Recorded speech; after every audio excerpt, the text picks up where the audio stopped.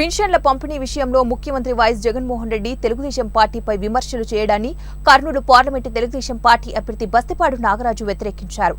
Pension సొమ్ముతో 13,000 కోట్ల రూపాయలు ప్రభుత్వ నిధులను ముఖ్యమంత్రి తనకు అనుకూలమైన కాంట్రాక్టర్లకు దారి మళ్లించాడని ఆయన అన్నారు. పింఛన్ల పంపిణీ ఆలస్యం కావడానికి తెలుగుదేశం పార్టీ ఎలక్షన్ కమిషన్ కారణమని వైసీపీ నాయకులు మాట్లాడటం విడ్డూరంగా ఉందని ఆయన అన్నారు. ప్రజలు వాస్తవాలు గ్రహించి అధికార వైసీపీ పార్టీకి తగిన బుద్ధి చెప్పాలని నాగరాజు కోరారు. కొంతమంది అధికారులు ఇప్పటికీ ముఖ్యమంత్రికి అనుకూలంగా వ్యవహరిస్తున్నారని, వారిపై ఎలక్షన్ కమిషన్ చర్యలు తీసుకోవాలని ఆయన డిమాండ్ చేశారు. తెలుగుదేశం పార్టీ అధికారంలోకి వస్తే 4,000 రూపాయలు పింఛన్ పెంచుతూ 1వ తారీఖున ఇంటికి వచ్చి ఇచ్చే విధంగా చర్యలు తీసుకుంటామని ఆయన తెలియజేశారు. ఎంత దుర్మార్గం ఒక్కసారి ఆలోచించండి ప్రజలారా మీరంతా.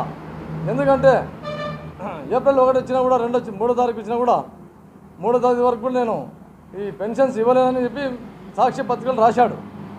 వాస్తవంగా ఆయన ఏమంటున్నాడంటే ఈ పెన్షన్స్ ఆగిపోవడానికి కారణం ఏమని చెప్పని పోయి అడిగితే ఈ పెన్షన్దారులంతా ఈ పెన్షన్స్ అన్ని మేము ఎందుకు ఇవ్వలేకపోయినామంటే తెలుగుదేశం పార్టీ వాళ్ళు ఆపేశారు ఈ పెన్షన్ అని చెప్పని ఒక కారణం చూపిస్తున్నాడు.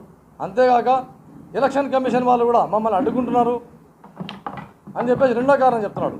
అంటే తెలుగుదేశం పార్టీ వాళ్ళు అడ్డుకుంటున్నారు ఒకటి, రెండోది వచ్చేసి ఎలక్షన్ కమిషన్ వాళ్ళు అడ్డుకుంటున్నాం వల్ల మేము ఈ పేద ప్రజలకు పెన్షన్ ఇవ్వలేకపోతున్నామని చెప్పేసి మభ్యపెట్టే ధోరణిలో జగన్మోహన్ రెడ్డి గారు మాట్లాడుతున్నారు.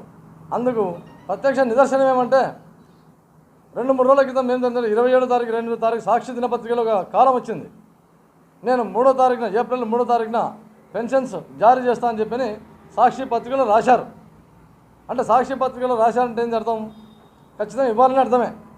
మరి ఇప్పుడు మాట తిరిగేసి ఏమంటున్నాడు, ఎలక్షన్ కమిషన్ వాళ్ళు తెలుగుదేశం పార్టీ వాళ్ళు చెప్పడం వల్ల మేము పెన్షన్ ఇవ్వలేకపోతున్నామని చెప్పి సాకుగా తీసుకొని ఆ బురద జల్లే ప్రయత్నం చేస్తున్నారు వాస్తవంగా.